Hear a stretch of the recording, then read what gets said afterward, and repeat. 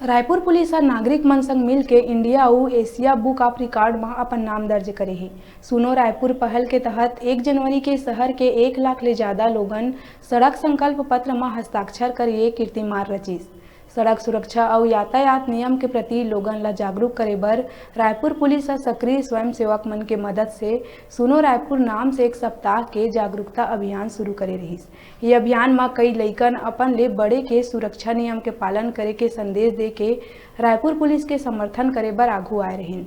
दिव्यांग महाविद्यालय मन के विशेष रूप से विकलांग लइकन भी अभियान के समर्थन करे बर एक बहुत ही भावनात्मक वीडियो संदेश दिए रहिन। सुनो रायपुर के सप्ताह भर चलैया अभियान के दौरान रायपुर पुलिस के टीम और 300 सक्रिय स्वयंसेवक मन विभिन्न सार्वजनिक स्थान, बाजार क्षेत्र, मुख्य चौक, स्कूल, शैक्षणिक संस्थान और वाणिज्यिक क्षेत्र में यातायात नियम के बारे में लोगन ला जागरूक करिन।